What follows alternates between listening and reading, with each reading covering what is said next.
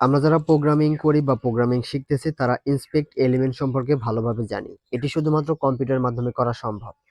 আমরা অনেকে মোবাইলের মাধ্যমে করতে চাই কিন্তু করতে পারি না। আমি আজকের এই ভিডিওতে দেখাবো কিভাবে ইন্সপেক্ট এলিমেন্টেই আপনি মোবাইলে ব্যবহার করতে পারেন। এজন্য প্রথমেই আপনাকে গুগল ক্রমটি ওপেন করতে হবে।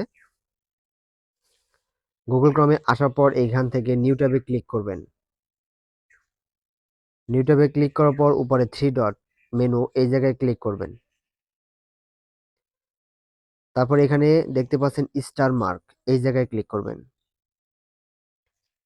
স্টার মার্কে ক্লিক করার পর নিচে দেখতে পাচ্ছেন বুকমার্ক ওপেন হয়ে গেছে। এখান থেকে এডিটে ক্লিক করবেন।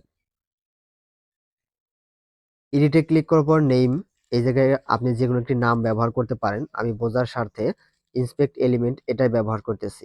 তারপর ইউআরএল এর জায়গায় ইউআরএলটি মুছে দিয়ে এখানে একটি সোর্স কোড আমি দিয়ে দিব, সেই সোর্স কোডটি এই জায়গায় দিয়ে দিবেন।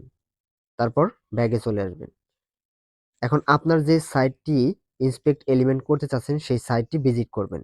তো আমি বোঝার স্বার্থে ওয়ার্ডপ্রেস এই সাইটটি ভিজিট করতেছি। এই সাইটে আসার পর আপনি আবার সার্চ ফিল্ডে আপনি যে বুকমার্কটি যেই নামে সিলেক্ট করেছিলেন, সেভ করেছিলেন সেই নামটি এখানে লিখবেন।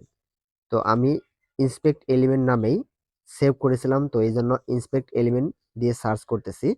সার্চ দেওয়ার পর দেখতে পাবেন একদম শেষে আমার বুকমার্কটি শো করতেছে। তো এই জায়গায় ক্লিক করবেন।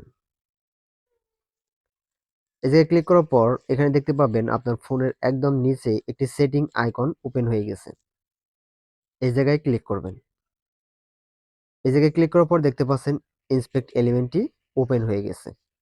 তো এখন আপনি চাচ্ছেন একটি নির্দিষ্ট এরিয়া থেকে কিছু কোড জেনারেট করার জন্য বা দেখার জন্য। তো এখানে মাউস আইকনের মতো দেখতে পাচ্ছেন, এই জায়গায় ক্লিক করবেন।